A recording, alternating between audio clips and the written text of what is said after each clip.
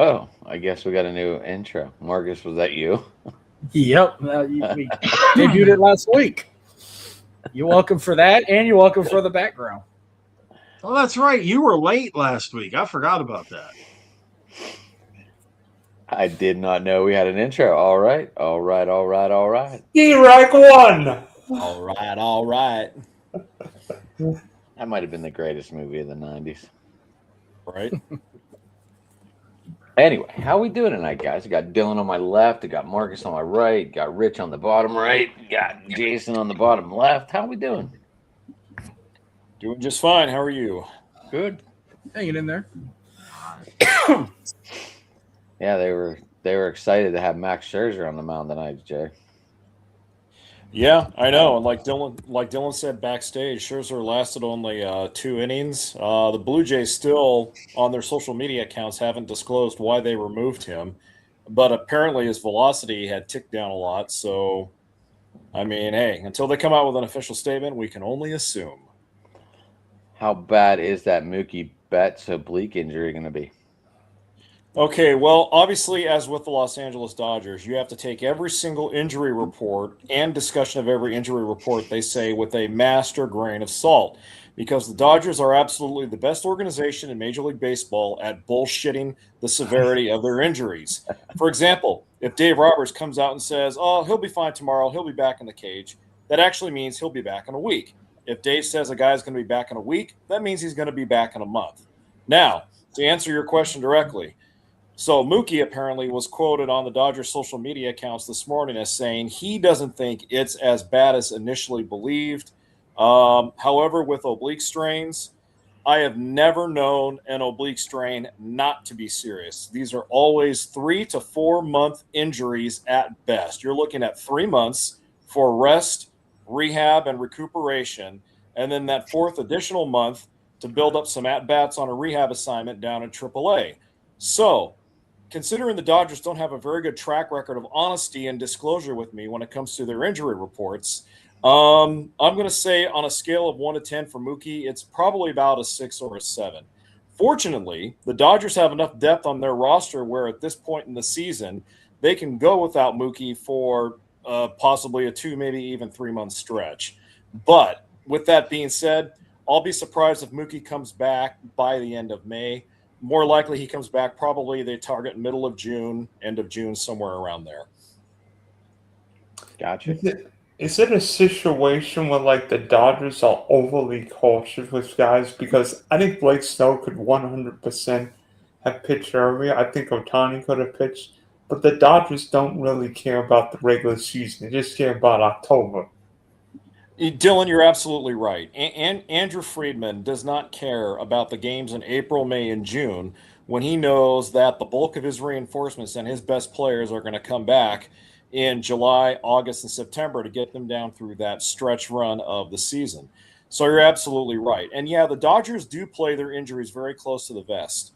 That's, I think, one of the reasons why they BS their injury reports so much is because they don't want to give off this aura of, well, you know, we're breaking down, or, well, we don't know what we're doing with our medical staff. And more importantly, though, I think with Mookie, getting back to Mookie, what it also highlights is that, well, this Dodgers team is still very good. Guys, they're also old. You know, Mookie is past his prime. He's in his early to mid-30s. Freddie is in his mid-30s. Shohei is in his 30s, but still playing like he's in his 20s. And yeah, Teoscar's old too. He's no spring chicken anymore either. So what it's also showing us is that these guys, this core veteran group that they built their world championship team and dynasty in the making around, it's getting older. And so we only have a couple more years left of these guys with still some good serviceable baseball underneath their feet. I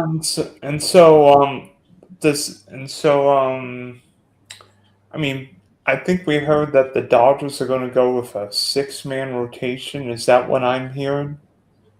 Eventually, they will go to a 6-man rotation, Dylan. Once they get Snell back fully healthy and some of their other starters back, then yeah, they will go to a 6-man rotation. But it won't be until later in the season because, again, they want to get all of the starters for that 6-man rotation fully healthy and ready to go. So it's going to continue to be For the moment, it's going to continue to be guys like Shohei. It's going to continue to be Glasnow. It's going to continue to be guys like Robleski and guys like, I don't know, take your pick of who else could fill out the back end of the rotation until Snell comes back. But eventually, they will go to 6-man.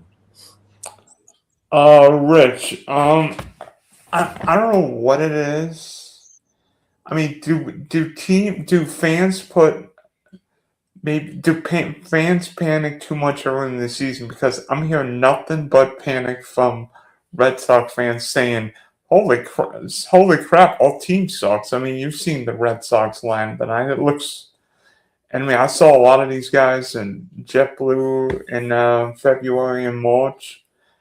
What would be your panic if you were in Fenway? I don't know if there really would be. I think they're just having early season struggles. Guys are going to play. Their guys are going to come around. They're going to play well. Pitching's a little, suspect. But I mean, I think the Red Sox are going to be fine. They'll contend. They'll start hitting. You got Anthony and Duran and guys like that. They're going to be fine.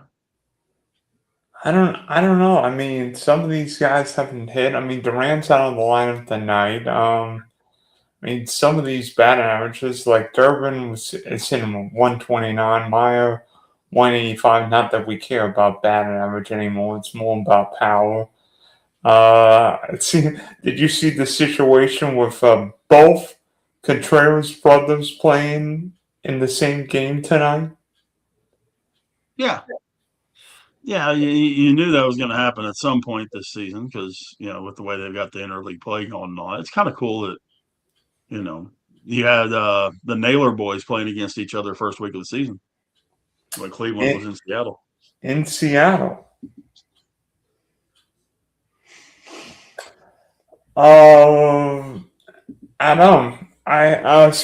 Marcus. Are you worried about Hunter Brown's injury with the Astros? Because your team doesn't have a lot of starting pitching. We'll be all right. We got some other talented pitchers that can fill in. Look at Imai, and it's only his second start against the A's. He only allowed 3 hits and 3 walks, and he had 9 strikeouts with no errors. So I'm comfortable with him. Lance, despite the loss yesterday, I mean, he only allowed 5 hits, 3 errors, 3 walks, and he had 4 strikeouts with his ERA at 6.75. So I'm going to be okay with him. The only ones I'm not too comfortable with right now is Mike Burrows or even Christian Javier needs a little work too. But, I mean, we still got some other good pitchers. I think we'll be all right. And, I mean, the good news, I mean, Yordan Alvarez looks healthy. Seen him in the outfield, which is a good sign. I think. Adam, you know what this week is in fantasy? I think it's this war between you and me, right? Yeah, my team's off to a very slow start, and I'm not into it right now. And funny thing is, you got to root against your pitcher tomorrow night. I don't really have to root against them. I mean, they're playing a tough team as it is, so. I don't know. The Padres look like they couldn't hit their way out of a wet paper bag, if you ask me. They're putting up runs right now. 5-0 tonight. Well, it's not like you're playing Paul Skeens, though. You're playing who's Bubba Chandler. Okay, Bubba's talented, but he's not Paul Skeens. Well, no, but in Adam's defense on this one, the issue, and this is something Adam and I have talked about on our show, that I've said for quite a while was my biggest concern with this team, is the bullpen. Because Bubba was fine. Bubba pitched fine. He went 4 1/3, gave up 5 hits, struck out 4. He did walk 4, but he spread them out enough it didn't make much of a difference. But the bullpen, each of the 3 pitchers that have been out there from the bullpen have given up a couple of hits. Two of the three have given up a run. You know, it doesn't help. That's the biggest problem with this team, I think, with the Pirates team. And that's what if something's going to hold them back this year, I think that's it. I mean, And the kid playing shortstop. what about the guy playing center I'm field? kidding. I'm kidding. You better be. Although, what's he hitting right now, Adam? He went over 3 today. That means he's 1 for 12 since he came up. Jason must be excited. What happened? Dalton Rushing solo home run put the Dodgers on top of the Blue Jays 10-1 in the top of the 7th. The game's a little different than the last time those teams play in Toronto, right? Yeah, slightly different rosters for both clubs, although the Blue Jays pretty much have the nucleus of their World Series team back in this game, sort of. But I mean, there was a lot of hype for Blue Jays fans going into this one. Obviously, it was a rematch so early in the season. So suffice to say, it hasn't gone their way tonight. No. A little different when you don't have starting pitching. And guess what? Don't have starting pitching, you can't get on winning streaks. That is exactly right. But the Blue Jays, I think, will be there at the end. I don't know how good of a team they'll be this year versus last year, but I still think they're going to be there at the end. And I like their manager, John Schneider. I think Schneider is a really good manager. I think he's underrated for his ability to strategize in game. He says, screw the analytics, and he goes by his gut, and he goes by his knowledge and his wisdom. So that's what makes him a good manager. So yeah, they'll be there at the end, fighting for another spot in the playoffs. You look at three of the 4 teams that were in the championship series last year. All 3 of those managers are the same style. Screw the analytics, play the game the way it's supposed to be played.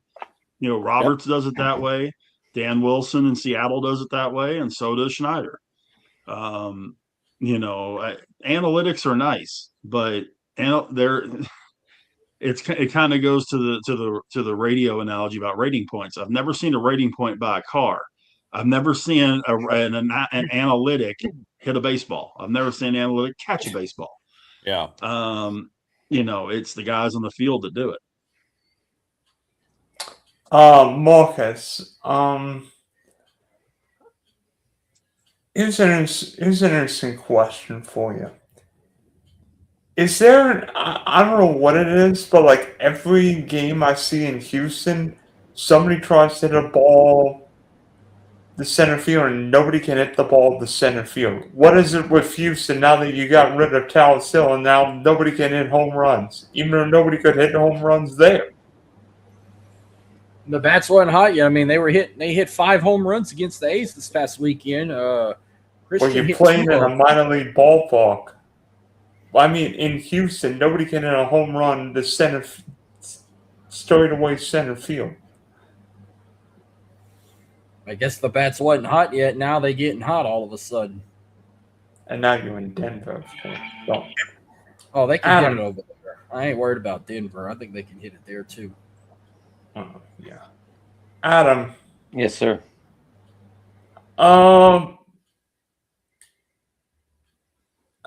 Where would you play O'Neal Cruz if you were Don Kelly, who I believe has been ejected tonight again? Good. He's sticking up for his team.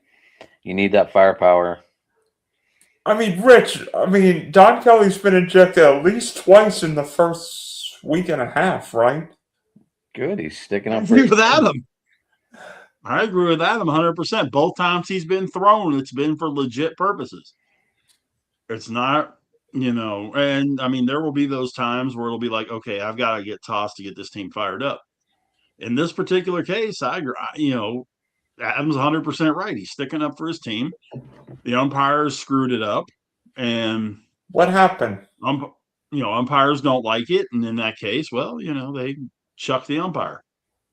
What happened? Or chuck the manager. I'm sorry. I honestly don't know what happened. I don't have the Tonight game it was another case of the home plate umpire. Oh boy. Yeah, just like it was the other day. What was it, Friday or Saturday that he got tossed? I think it was. You know, the I home don't plate. think it was the home opener, so I think it was Saturday, Rich.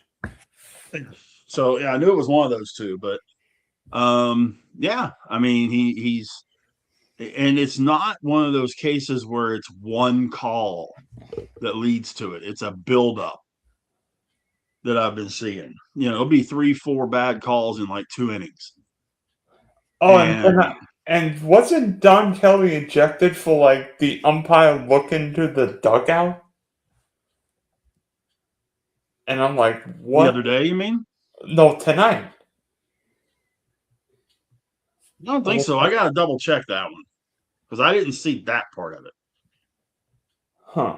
By the way, for those that are keeping track, it is still 5-0 Padres. But I can definitely look at that. You know, well, what? Not even 2 weeks into the start of baseball season, loads of time to go. One big change we've seen is the automatic ball strike system, and you know there've been some good things, bad things, and if you're CB Buckner, you probably want to hide under. You probably want to forget about the first 2 weeks of the baseball season.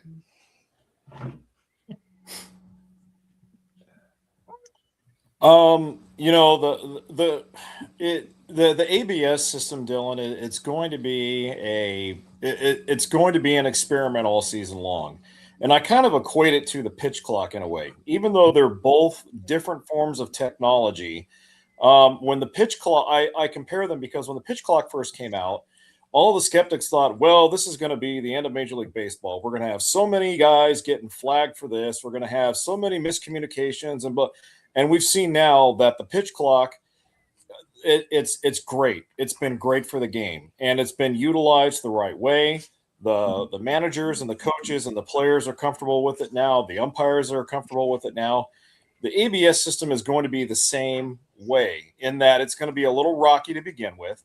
But I think once the umpires get used to it, once the players and the managers and the coaches are more familiar with when to use it and at what times, I think then it will become more comfortable for everybody.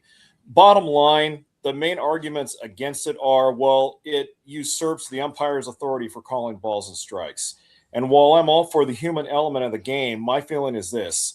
Over the last 10 to 15 years, we have seen some very poor, inconsistent calling of balls and strikes by umpires. And so for people like CB Buckner and Richie Garcia, the head of the umpires union, who constantly bicker, complain about the system, well, you know what? My response to them is, well, why don't you train your umpires a little bit better? Now, I know the strike zone changes based on also where a batter stands in the box, how far or how close he is to home plate, how far up or how far back he stands in the box. But still, we have seen a lot of games decided by some very terrible calls. And so the system was put into place not to expose the umpires, but actually to help them. So if that's what it takes to let them know, hey, you guys need to do a better job, I'm all for it. And so far Jace, right now, yeah, go ahead. No, go ahead. I thought you were finished. Go ahead. Just my last thought here, Big Rich. I'm sorry, I'm pontificating. You're good. My last thought. My last thought on the ABS is, I think right now as an experiment, it's going fairly well. I think the 2 challenge limit is good. I think they're sticking to that. And if the umpires continue to get pissed about it, oh well, too bad, so sad. It's the rule. Get used to it. It's here to stay. I think it's going to suck about it. Oh, sorry, Rich. I thought you're okay. The strike zone doesn't move. The strike zone never moves. It is there. It doesn't matter if you're close to the plate, back from the plate, up in the box, back in the box. It's still pits to knees. It's still 17 inches wide. The plate doesn't change, but the strike zone on the ABS system in that box never changes, which is the problem. Because if O'Neill Cruz is up there, he has a much bigger strike zone than somebody like Jose Altuve. And that box doesn't change. So if they make an ABS call, It doesn't change. It also doesn't count for the depth. Jacob deGrom threw a slider tonight that they made a call on. That when it crossed, it can't. The strike call is when it crosses the plate, when it crosses the back of the plate. Okay, pitch was a strike when it crossed home plate. When it got into the dirt, it went down out of the strike zone. Umpire called it a ball. ABS agreed with it. They showed the replay. It was right at the guy's knees on the inside corner. Then it hit the dirt. It was a strike until it hit the ground behind home plate. ABS doesn't compensate for that stuff, which, like you were saying, Jace, fine tune, work on the system, that kind of deal. They've got to work on that. That's, the umpires being butthurt about it. I don't care. That's neither here nor there. But they've got to work on the system itself and get it to fine tune itself. This one got me. This one got me the other day. I don't know if it must have been yesterday when they called strike 3, and then the batter still had one. The team still had one challenge left, so he challenged it anyway, and they got called a ball. But I mean, he still struck him out anyway. But imagine watching the World Series and you're down to 3. You're down to a 2-2 count, and the umpire called it strike 3, and you can't celebrate yet because he's going to challenge. Right. And that's where it's really going to get interesting, is how the ABS system is implemented in postseason play, and I haven't heard anything yet, but it makes me wonder that once the playoffs roll around, will MLB alter the rules a little bit? Meaning, will they drop it down from 2 challenges to 1? Or I don't know, but you're right, Adam. You bring up a good point, because if the ABS system goes against a team in the postseason, that can be just as disastrous as an umpire making a wrong call on a pitch that he shouldn't have made to decide a Game 6 or a Game 7 potential clincher. I mean, we even saw in the World Baseball Classic where there was a pitch that was way low that ended the game. Well, if that had been EBS, he all gets another chance. Well, but there should be no change between postseason and regular season. This stuff of changing the rules when we go to the postseason makes no sense. You play 162 games one way. They get rid of the ghost runner in extra innings. I understand this, but you play 162 games this way. It's like saying, okay, we're going to play 9 innings for 162 games, and then we're going to play 7 for the playoffs. You're completely changing everything with the way the game's played, the way the game is coached, the way it's managed, the way it's executed. You're changing all that stuff. Why? Why not just keep it? I didn't say they were going to. I just said I would be surprised if they didn't make changes to it. If they No, I know. I know you didn't. Yeah, I know you did. Marcus, I've got a question. What would be a strike 3 call?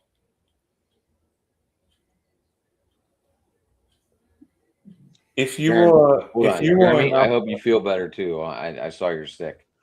I know he's watching. Oh yeah. Hey, Jeremy. What was this question? Yeah, now? definitely. Strike 3 call. Marcus, if you were an umpire and you could ring up somebody on a cold third strike, what would your call be? Oh man. Like, I guess if they run outside the lane too much, I'll roll that an out. No, I mean, if you were the home plate umpire and the pitch is right down the middle and you get to call somebody out on a cold third strike, what would your call be? Wait. Strike 3, you're out, motherfucker. That'd be me. Ooh. I'm not sure the Umpire Association will want you saying it. I'll just say it like Ace Ventura. You're out of here. Sounds like you need some of that Vicks rub, dude, and some like vapor inhaler stuff. What's that commercial that Johnny Bench did back a few years ago? Blue Emu. Yeah, baby, Marcus, you might need some Blue Emu. That's Jeremy. Yeah. Jeremy's the one that can't breathe. Oh, No, I can tell you this, man. Mary got a humidifier that she can put Vicks in. The Vicks Vapo Rub, that Vaseline type stuff. And man, I'll tell you what, you talk about clearing out your sinuses. Holy crap. That good stuff. Oh, phenomenal. Yeah. It'll clear out the whole house. oh, If you position it right, you'll clear out the whole freaking house. By the way, we were talking about a minute ago about Kelly. It was the same thing it was the first time he got ejected, which was a check swing call with the bases loaded, 2 out, and it was a bad check swing call. They rung the guy up, and I just saw the replay, and it wasn't even close. It was a check swing, no question, and he rung it up. So that's what Kelly came out arguing about. By Yeah, the way, Blue Emus for the sore muscles, but that Vicks Vapo Rub stuff in that humidifier, because Vicks makes a humidifier. Oh, they do now? Yeah, they do. It's like CVS and Walmart and places like that have it. have one Non-paid at my house. endorsement. Oh, you got one at your house too, huh? Yes, sir, I do, and that I can attest to that, man. It works wonders. Love the Star Wars poster, by the way. Oh, thank you much. It's like one of those ones you go to a Comic-Con or something with to get autographed. Ordered it With that online. space in the bottom left. Yeah, I ordered it on Amazon for like $10. Got a deal on it. Pretty cool. There you go. Empire Strikes Back's the best one ever. I agree. I actually have movie posters for all 3 of the original films, but this is the only one that I have framed so far. I got to find more wall space for the other one. Jay, you should get the grunt style shirt. The FAFO and the O is in the shape of the Death Star. The only I'll do it. FAFO shirt I want is Brock Lesnar's new FAF5 shirt. Brock Lesnar. FAF5. What was that? Wait, that was Heyman came out saying that the other day, didn't he? Yeah, Mhm. that's when Brock came Yep. back, and then they started this build-up with they're having a contract signing Yeah. tonight for it. Yep. And no, I'm not. They're in Houston tonight, and I'm not there, but it's okay. Hmm. I'll be there in September for Money in the Bank when they go to New Orleans. Oh, you are going to New Orleans? Yeah, wait, whenever they want to fucking put the tickets on sale, and they still are not on sale yet. So it makes me wonder what is going on. They don't like New Orleans, Marcus. You should know this by them taking away WrestleMania. Well, they might give it back to us for next year because of the war going on in the Middle East, according to Jonathan Coachman. Yeah, we both did pretty well the other night. Yeah, and I immediately With our uploaded it picks. on audio platforms, and I went 6-1 in my picks. I think I went 5-2. The only match I lost was the tag titles. The Vanity Project retained against Los Americanos. Saturday morning, same time, 10 a.m. I don't really have nothing WWE related to talk about. The only thing we'll predict is TNA Rebellion, and we're going to predict Tyson Fury versus Arzan Black Makhmadov. As they fight Saturday, too. Gotcha. Adam, check your Netflix. phone. I did. Are we good? Okay. We ready to get back on topic, boys? Yep. Go for it, man. Your show. Go for it. Rich, can the Rangers find a closer? I'm playing Your lips to God's ears, buddy. On their current staff, no. It will be piecemeal at best. The only guy that I can see on this current pitching staff that might have a shot at it, and I don't know if they're willing to give up on him being a starter, is Kumar Rocker. Kumar Rocker has the stuff to be a closer, but I just don't know, and it doesn't make sense why they wouldn't put Jacob Latz in as the 5, move Rocker to the bullpen, and see what they can get out of him. And I wouldn't be surprised if Schumacher doesn't do that here in a little while. Garcia ain't it. Martin ain't it. Beeks sure as hell ain't it. Unless they make a move, they don't have one on this roster, Adam. They really straight out don't. Are they going to make a move for one, or what about done in AAA? Or is there Well, if anyone they in don't the have is there one- anyone in the depth chart that's like even close? I don't think so. I really don't. They're going to have to make a move at the trade deadline. Even probably sounds like before that. Well, yeah. I mean, unless they move Rocker back there and he does halfway decent with it, but I think you're right. You know, they need to make a move, get a guy in there. There's a guy that's running around. I don't think he's signed. I'd have to double check and look. That could probably, if he did extended spring training, be very fine, and that's David Robertson. David Robinson retired. David Robinson retired. Well, I'd still pick up the phone. Yeah, I mean he's 40, but I mean hell, he can give you an inning.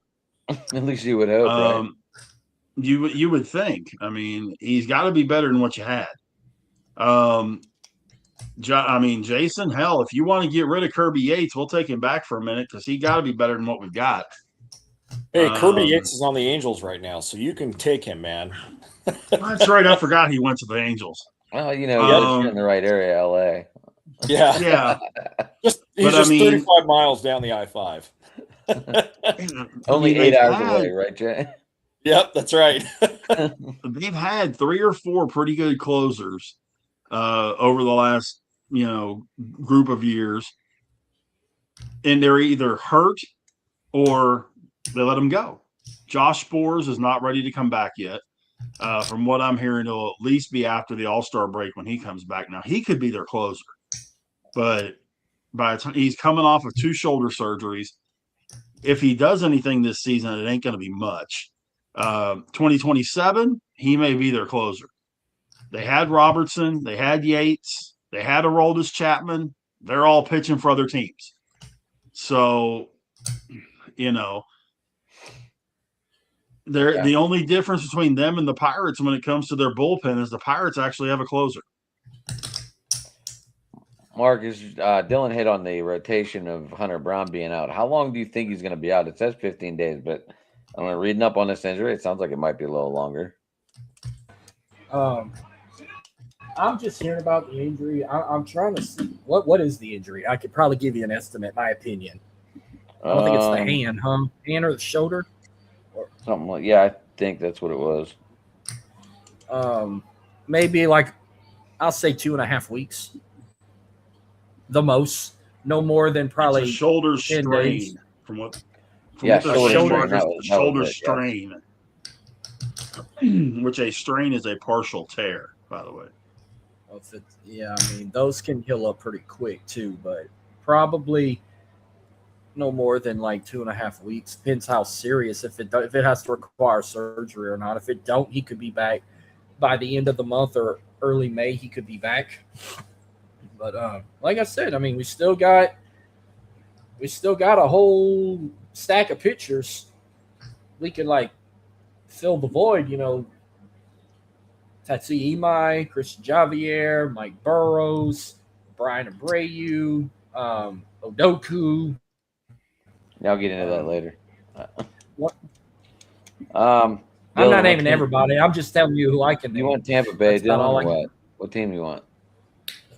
Any. I'm giving you Tampa.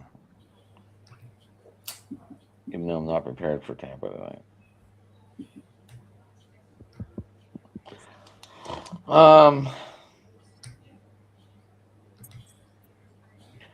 Jay, I was going to ask you about your pitching woes, if you want to touch on that again.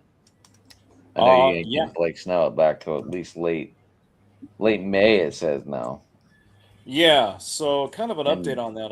Gavin Stone also went to the 60-day IL too. Yeah. Stone's on the 60-day IL. He was just transferred there. He's probably not going to be back before the All-Star break.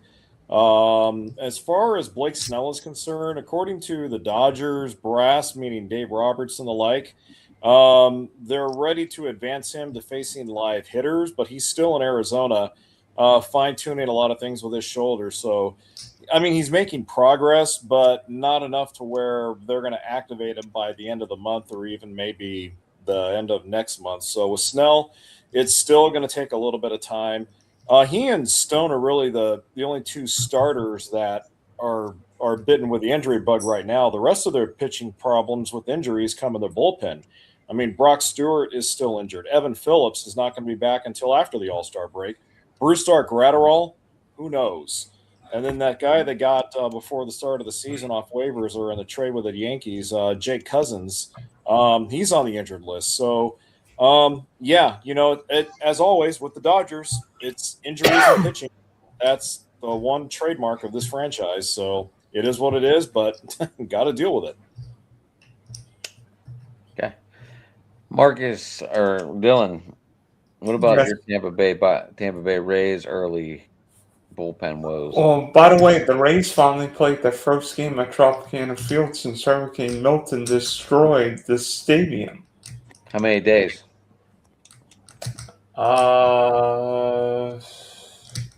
They have a roof up or it's open? It's okay. Roof. How many days, Dylan? Since the last game played there. Has it been about a year and a half? something 560. like that. 561. Darn it! Darn it! That was Darn it! Wah, wah. No, okay.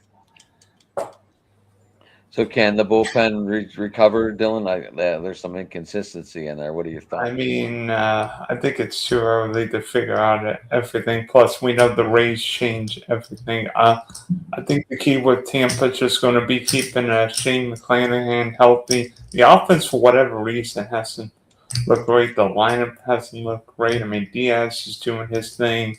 Cameron Ayers not really hit yet, but that's going to change.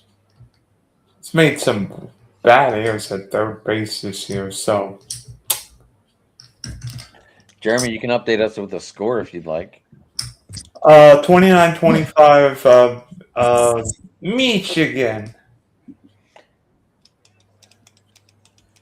Yeah, it's a hell of a game so far. I've been enjoying it. I was so glad that UCLA took down Dawn Staley in South Carolina despite everything with Gino going on right now. So glad. I was kind of disappointed Arizona didn't win because then it could have been me and Jeremy facing off in our brackets. Who the fuck's lying? Who the fuck So, is so who Who is wins? this dude? Who wins? Who is this after Michael all Lum this? Who's this Michael Lum dude? Malone coached the Nuggets when Devin won the 2023 NBA title. No, the guy in the comments. I have no idea. Oh, Is that one of my guys? I have no idea. I have no idea. Stop lying. It ain't even halftime yet. I thought it was halftime. I don't know. Anyway. Yeah, all got haters. I got some myself. Don't worry. I was just curious. I didn't know who he was. I don't know if he came into my golf streams or not yesterday or today. I don't care. You're gonna stir up the pot. Stir up the pot. Ooh, I got one for you. What you got? I want a bold prediction. Position player and pitcher who will be dealt by the trade deadline. Go around the room. Let me think. Marcus. What's go Detroit's first. record? I mean, are they in first place or Yeah, okay. are they tailing towards the end? I mean, if Hmm, who the let me fuck? think. Tampa's 5-5. I mean, they're 2.5 back from the Yankees, but it's early in the year. Are you talking about the Tigers? You said Detroit. Detroit's 4-5. game back the Guardians, but this season is still young.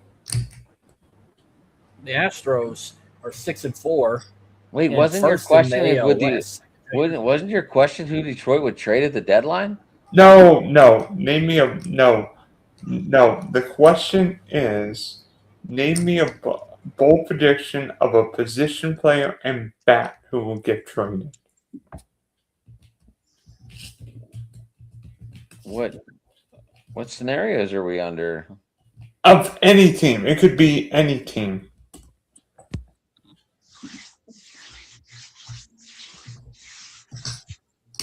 I don't think your question is. I don't know. Someone else take over this part.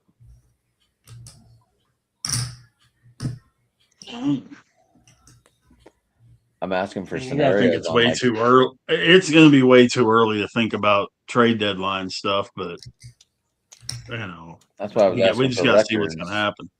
That's why I was asking for record scenarios. I mean, hypothetically, I've got Scenarios, it's hard to put. I've got two in mind.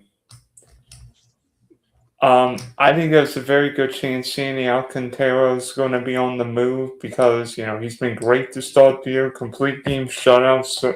Sure was against the pitiful White Sox, but you know what? Shutouts are shutouts. And if Sandy's healthy, I think he'd be a really interesting game 1, game 2 starter. Goes deep in games. I mean, how would you look in Toronto right now? Well, How do you look- but Miami's already said he's not.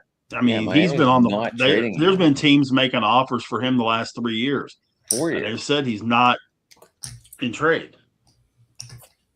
He's not open. He's not going to be traded. They're building the team around him. I don't. They need think him working Contreras with going guys like anywhere. Yuri Perez and guys like that. I think Contreras is the voice of that locker room right now. They're doing. I don't remember who it was that said it last season. It was one of this group on open mic. One of our guys. For some reason, Rav's sticking in my head, but I may be wrong. No, I think That he was Miami talking about it.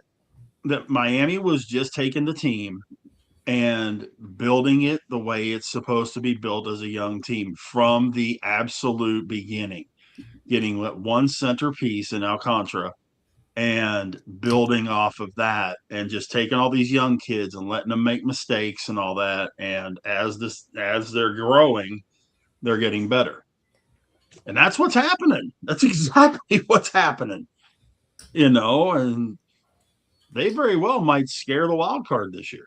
By the way, it is Michigan 33, UConn 29 at recess. Rich, I agree 2.6 with seconds you. left at the half. I agree Say with again, you. Adam? I agree with you. I think Contreras is not going anywhere, and with the way if they can keep playing as a gelled team, they're going to make the playoffs. Especially if Stowers can start hitting. Well, Oh, Stowers yeah. was hurt. I don't know what you guys think, man. Kyle Stowers can play. So can Owen Casey. That was a good move. That was a real good move. For both teams, and Cabrera was great for the Cubs against the Guardians yesterday. By the way, I think position player wise, I think Byron Buxton's going to get moved because Twins don't have, and because literally the Twins are dead. I mean, and Byron Buxton, I mean, I don't know about you, Jason, but Byron Buxton looks pretty decent in LA, if you ask me. Buxton won't go to LA. I mean, with Tucker and right and Pajas in center and Teo in left, unless that outfield gets depleted by injuries and those guys miss significant time, he's not going anywhere. And the Dodgers have a wealth of outfield prospects at AAA that they can call up in case of a lot of injuries. I mean, James Tibbs right now is raking down at AAA Oklahoma City. Zach Earhart is playing really well right now, hitting the ball real well. Pittsburgh Pirate legend Jack Sawinski, Big Rich, he's there also. Hey. So I Yeah. hope Teddy he goes bears? 40-40 for you guys. I hope he goes 40-40 for you guys. Thanks. So yeah, Dylan, I don't see Buxton getting My traded son to the wanted a Dolphins. Jack Sawinski jersey and started laughing. He's Yeah. like, I just want it for shits and giggles. I mean, I agree Buxton would look great in Dodger blue, but just the makeup of their roster, they don't need him when they have all that depth, especially down at AAA.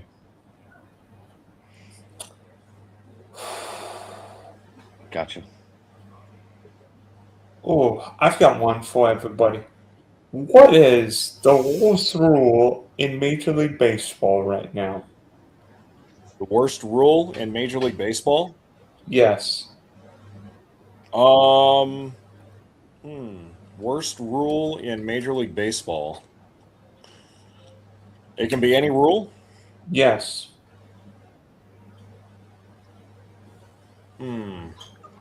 I'd have to give that some more thought. Somebody else want to go first?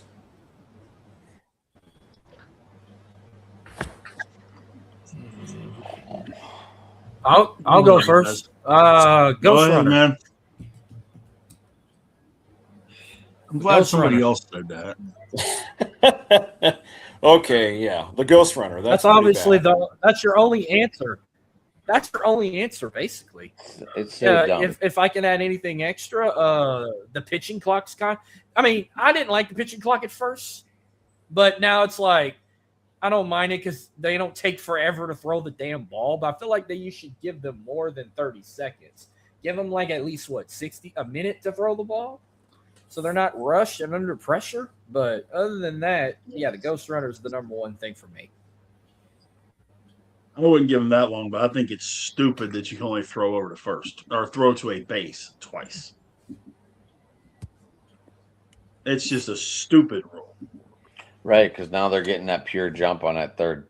And after 2 attempts, that is the dumbest rule. I would love That to know is- you. Well, while everyone else goes across the screen, I would love to know the dumbest rule in the NFL. I don't even Well, see I have- that one. I have That's easy. That's the easiest question you could have possibly asked, Haas. Let me guess. The Kick- rule that the you kickoff can't rule? breathe on the quarterback. No, the rule that you can't breathe on the quarterback without getting a flag. I've got one in terms of a bad baseball rule. How about the baseline rule? Which baseline rule? Down heading to first. Again, which baseline rule? The fact that you have to stay between the lines whenever you're on a bunt, or the fact of making the turn at first, or which baseline rule? Or trying to avoid a tag, or maybe even just staying within 3 feet of the bases and a rundown. I mean, there are too many confusions. Well, and see, the 3-foot rule is actually a misnomer. That's not the way the rule is written in Major League Baseball. The rule is written that it is an arm's reach. You cannot go more than an arm's reach either side of the baseline. So where the fielder is looked at as the baseline. You cannot go more than an arm's reach outside the fielder and still be considered in the baseline. Not necessarily 3 feet. But it is a dumb rule. Oh my gosh. Rich, who was our third baseman before Key Brian Hayes? Triolo? No. Before Key Brian? Yeah. We gotten that rundown from second to third. And he definitely ran out of the baseline, but they called him safe. Oh, crap. Yeah, that's what I said, crap. And I don't want to research it because I want my brain to think a little bit. Join us Wednesday. We'll come up with the answer by Wednesday. Okay. Dude, I cannot remember his name for the life of me. That was 20. I didn't know we had a It had to have 20 been like lot. 2016. Adam, do you want an update on the scores tonight? No, we're trying to think of this guy. Because Hayes joined the Pirates in 20, so this would have been 2019.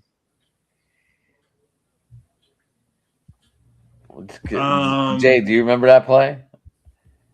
No, not really. Sorry. Wow. Yeah, I think this one I have to wait till Colin Moran No. or Jung Ho Kong. Jung Ho Gong, I think, was their starter at third base coming out of spring training, but I don't think he held the position for the whole season. Right? did Didn't he get the Colin didn't he Moran get the took DUI? over. Didn't he get the DUI early in the season or something? I think Right, so. and then No, Colin are you Moran thinking? took Are over. you thinking of the Korean guy? No. I just That's said his Jung name. Ho Jung Ho Kong, yeah. But no, when he got arrested and they cut him loose, Colin Moran took over at third. That was The the guy, legendary. that was the guy with the big beard. Yeah. Mhm. Yeah, that Fit was in- Colin Moran. Yeah. He fit in well at the Pirate, but that wasn't Colin Moran that got in that rundown. Maybe he didn't play third. It would have been Adam Frazier that was in that rundown. No, it wasn't that. Holy cow! You seen the pictures at Talcott Field tonight? Looks like they're playing at Oakland Coliseum without fewer people at the It stadium. wasn't Cole Tucker, was it? Or Kevin Newman? No. Excuse me. No, I'm researching it. Just say outside of them, Eric Gonzalez and Jose Ozuna, that's pretty much the whole infield because it wasn't Josh Bell. That I know. Oh, I've got one for you guys. What is the worst weather you have Josh seen? Harrison. Oh, Jay Hay. What's Sorry. the Go ahead.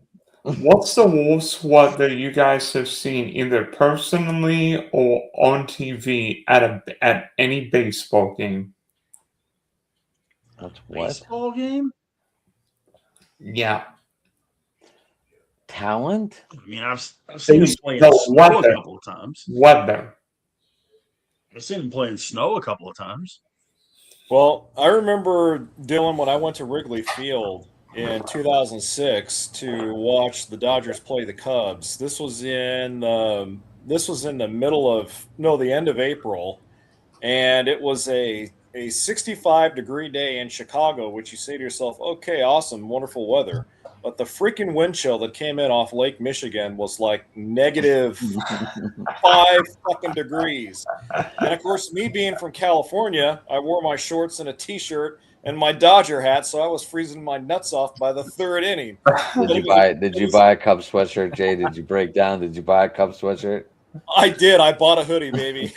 But no, seriously, it was a beautiful sunny day at Wrigley, 65 degrees, but the wind chill was so freaking cold that within 3 minutes after the game started, everybody bundled up. These Cubs fans next to me are laughing their butts off because they knew I wasn't from Chicago, and so that was the worst weather I ever experienced in terms of cold. So that's my story. Marcus, what's the worst weather you have seen, whether personally or on TV? Personally, well, shockingly, I have never, and the mark means ever, attended a baseball game in the rain, shockingly. I've been to cold games at the start of February, only for college baseball. I don't ever really have to worry about Astro games because we have a roof, but the worst game I've ever been to weather-wise, I went down to Corpus while I was on vacation, and I went to the iconic, historic Whataburger Field to go to my first minor league game. I watched the Corpus Christi Hooks play El Paso, which I forgot what their team name was. It was a snake or something. The game started, I think it's 7:30, 7:40, and this is South Texas now. Have you ever been to, I don't know who's got the worst weather in Texas when it comes to heat. West or south, they're pretty much the same to me. It was 104 degrees at the first pitch. And by the time the moonlight hit, the lowest it got was 85 degrees. So that was the hottest baseball game I've ever attended in my life. And Rich can tell you all about weather in South Texas. Yeah. Yeah. He said that yeah, it sucks.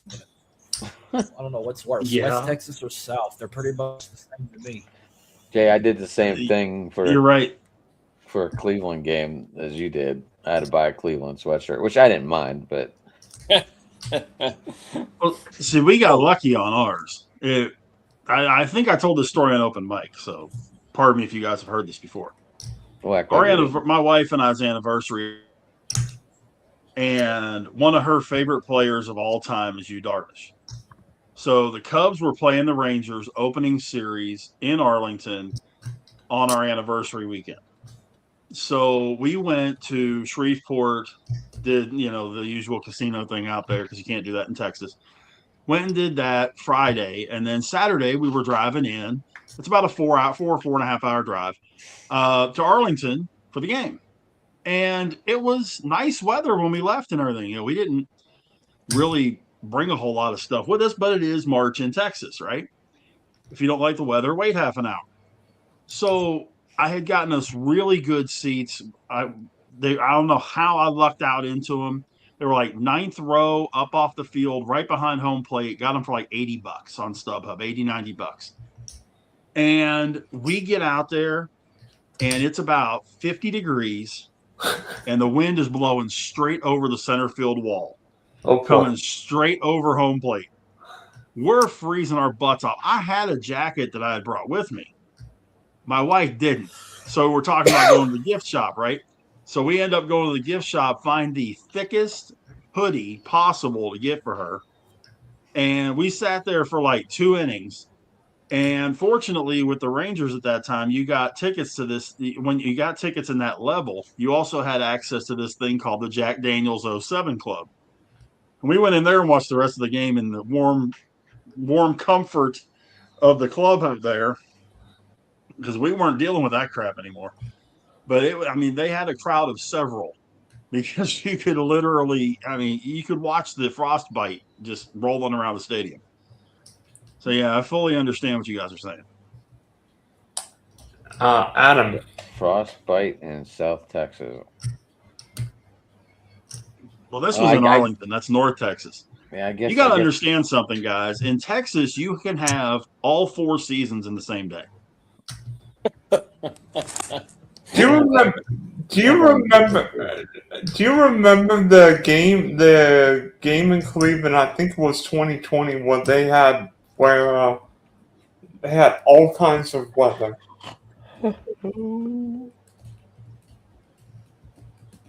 Yeah, what? They had all kinds of weather. I think it was that Raiders-Browns game in 2020.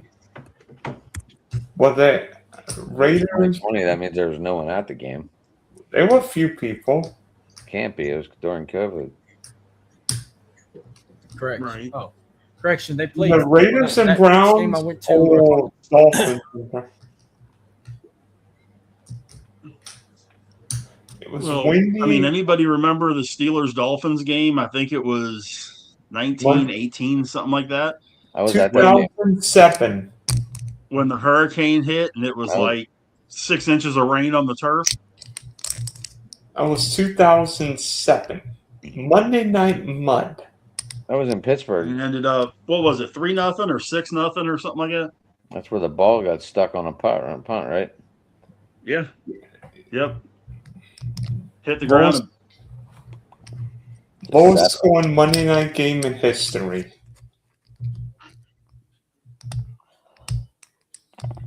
Adam, what's your worst weather baseball adventure? I had the same experience as Jay, but I was in Cleveland. Okay. I got two.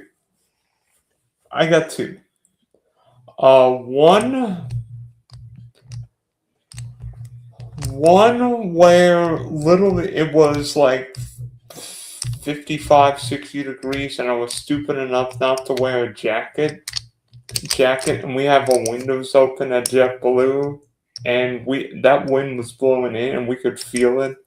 And I think a couple days later, the wind was blowing like 30 miles an hour in, and Vladdy Jr. hit a ball that on a normal day would have gone out, and literally the ball just went into the wind. And then this past March, our game was stopped in like the 6th inning, and it literally looked like one of those Florida thunderstorms, Florida, Texas, or Louisiana thunderstorms. So it just dumped on rain, and I mean, there was no way anybody would play. Like it went from nothing, like sunny, great day for baseball, to rain in no time. Not fun, right?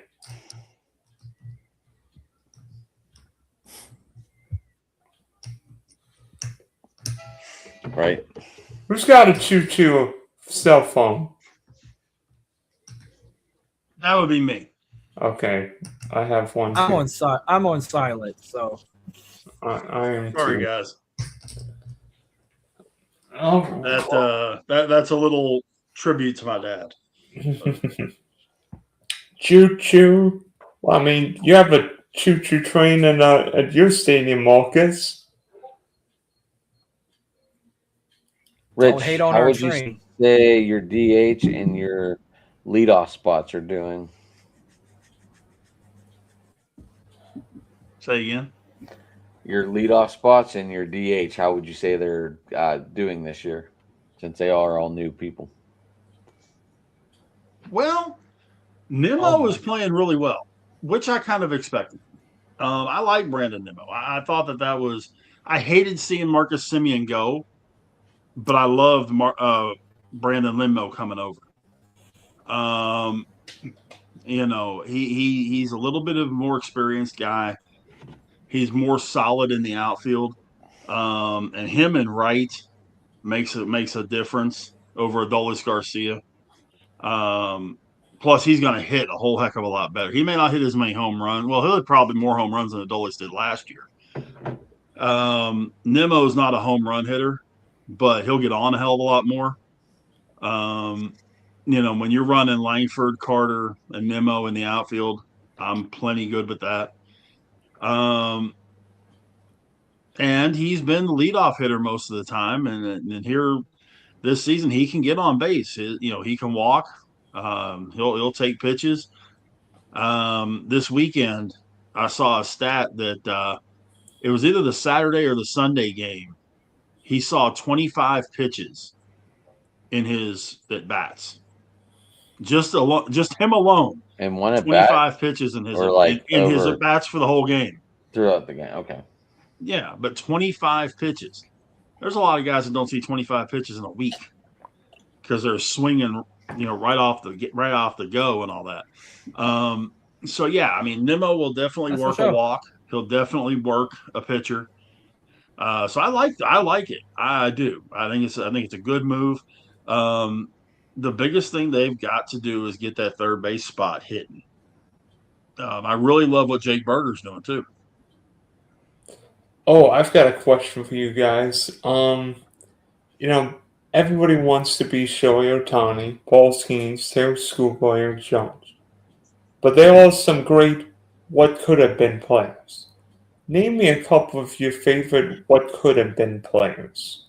Players with all the talent, but for whatever reason couldn't put it together, whether it be injury, whether it be something between the ears, or just unluckiness. Is that like recent memory, Dylan, or can we go back into the archives? You can go back into the archives as far as you want. I'm going to start off this one. I seem to recall back, I think it was in 1990, when the Atlanta Braves passed on drafting a pitcher by the name of Todd Van Poppel, who was later selected by the then Oakland Athletics in that draft. The reason why the Braves passed on Todd Van Poppel and ended up taking some guy by the name of Chipper Jones in that draft ahead of him is because they had concerns about Van Poppel's mechanics, his delivery, his ability to stay healthy. Van Poppel was at that time, I think, the highest rated pitching prospect going into the draft in that year. And even though Van Poppel was able to salvage some of his career by becoming a fairly serviceable middle relief arm toward Rich with your Texas Rangers, especially in the middle stages to end stages of his career, he never turned out to be the next Nolan Ryan. He never turned out to be the next J.R. Richard. And all Chipper Jones did was become one of the top 5 greatest switch hitters in the history of baseball and move himself on to the Hall of Fame. And Stan Kasten even went on record as saying, look, we believed in Van Poppel, but we had serious concerns about him, and that's why we didn't draft him. And sure enough, it just never worked out. So Van Poppel had all that talent, but it just couldn't harness, and he ended up becoming one of the biggest draft busts in history. Go ahead, Rich. I can footnote that. He went to Arlington Martin High School. Okay. He graduated 2 years after me. I played against him in high school. You just dated yourself, Big Rich. Played against him in high school. We were the only team in the district to beat him his sophomore year. No kidding. Yeah, we were. I mean, when it was high school ball, he threw cheese. I do have a hit off of him. A couple of our guys owned him, to be perfectly honest. No kidding. Yeah, we had a couple of guys that just owned him. Our shortstop, a guy named Jason Agee, I think he hit like 600, but he was one of those slap hitters. Yeah, he just drop one over the shortstop's head, or that kind of thing, and he flew. So there was no, if he hit it on the ground, you weren't throwing him out. But yeah, and all the talk was, he was going to be the number 1 pick. He was going to be this, and his head went, which was another of the reasons why the Braves didn't take him too, because his head was bigger than the stadium. And when he got drafted by Oakland, I mean, and then they bring him up too fast, blows his arm. Yep. Yeah, you're right. That's a big what we had. I had 2 what could have beens in my area, because right across Highway 360 at South Grand Prairie High School was a kid that wore number 34 for the Chicago Cubs named Kerry Wood, who struck out 20 in a game. Never played against him. I was already out. He came in as a freshman the year after I graduated. But yeah, Kerry Wood's another one, man. All the talent in the world, threw awesome cheese. Yep. But the injuries got him, and Mark Pryor both. Just imagine what the Cubs staff could have been like if those 2 guys would have stayed healthy. And Mark Pryor is a legend in SoCal baseball because he's from Lomita in Southern California, was dominant at USC. And and Big Rich, I remember watching Kerry Wood's introductory game, that 20 strikeout game, and I thought that was just going to be the cherry on the icing. So, and I got to say, the shoulder injuries, I feel bad for Kerry, because he really could have been one of the greats, but he just couldn't stay healthy and could just never recover. The worst part of it is he was the exact opposite kid of Todd Van Poppel. When it came to the attitude and that kind of stuff, he was super, super mellow. He was real unassuming. He went out there, he worked hard. He did everything he could, and it broke his heart. It really did. Because you would see him working out with South Grand Prairie's baseball team when he was doing his rehab and all that kind of deal. Yeah. And you could just see it was breaking his heart. It really was. Man, that sucks. So that's mine, Dylan. What's yours? Marcus. Okay. Do you want to hear the what if from my team, a heartbreaking what if, or top shelf what if? All of the above, if need be. Ken Griffey Jr., if he would have stayed healthy. Probably hitting 800 home runs. Yeah. Now, That's all I gotta say. I know he had some issues, but heartbreaking. What if this is like if it was around my time? Because I had potential in this guy to be something, but he tragically passed away at such a young age. Jose Fernandez for the Marlins. Ooh. Oh, good one. Good one. I was actually Yeah. I was actually on the East Coast when he died. In that boat And then accident. last but not least, Houston Astros legend who his career got short due to a stroke, and unfortunately, J.R. he died Richard? on my birthday 5 years ago. J.R. Richard. I J.R. heard Richard, stories yeah. about him, how good he was, till he had that stroke, and then he died on my birthday 5 years ago. So that was a stab to the fucking heart for as being an Astros fan. And at least he's in the Hall of Fame. I wish they need to retire his jersey, but they never did. Yeah, Well, J.R. and he Richard. became a college pitching coach later on in he's his a life Louisiana- because And he's Yeah. a Louisiana native. he He's from was the pitching coach for Texas State, and we're sitting up in the booth one night. They were at Baylor, and our play-by-play guy, he looks at me and he goes, "Why does this guy looking in the dugout look so familiar?" I said, "What are you talking about?"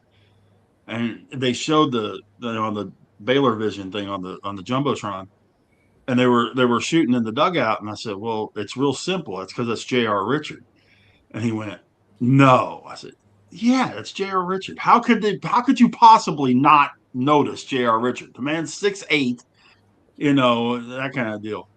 And he's like, "No." I said, "Go down there and check." This was during pregame. So he went down and got an interview with him while he was down. Came back up and we aired an interview with J.R. Richard. But yeah, he coached tell a you lot what's of college ball once he got his life back together. He coached a lot of college ball. Yeah. Well, I'll tell you what else is heartbreaking. Allowing 8 freaking runs in the bottom of the 5th. It's now 8-3 Rockies. Whoop, whoop, whoop. Hey, Colorado, I mean, you never know. The White Sox swept Toronto. Leeds they gotta Rockies win. in Denver. Can I say Adam, Mario They're going to win Lemieux? some games. Can I say Mario And Lemieux? then McCullers is Yeah. pitching No, tonight. it's gotta be baseball. It's gotta be baseball related.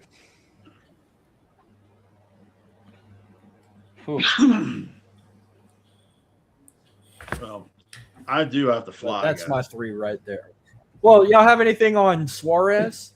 I mean, he was 24 when he died. Who's that now?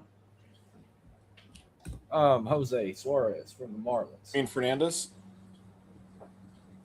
Not Fernandez. Oh, Jose I'm Fernandez talking was going to about be a Suarez. stud, Yeah, Jose dude. Fernandez. I've got 3 or 4. I've got 3 or 4. Marcus stole one of mine, but Tony Conigliaro, youngest guy to ever hit 100 home runs when he did so, I think would have been probably one of these 400 or 500 home run guys until he was hit by the pitch. Never really the same. I've got an interesting one for you. How about Lyman Bostic, the Angel outfielder who was murdered? I think in 77 or 78. I don't know what year it was. 78. 78, thank you. Let me think. This is actually a very personal story to me because our family was friends with him. But Rick Ankiel. Wild thing. I mean, Seen when Rick Ankiel pitched for the Cardinals, he was filthy in 2000. It looked like he'd be the next great lefty, and then he couldn't throw the ball to the catcher. I mean, the weirdest thing I've ever seen. And then came back 6-7 years later. In fact, we went to a game in 2008, I think it was, and Ankiel walked off the Cubs. And we were wearing Ankiel shirts. I brought an Ankiel sign. It was crazy. And Cardinals Cup game, so have to do in front of the Cub fans, right? Right. I mean, and I mean, it's crazy how even as time flies, you wonder how things change. You wonder whether the good Lord just keeps everybody healthy. You know, what if Don Manley or Dale Murphy stay healthy?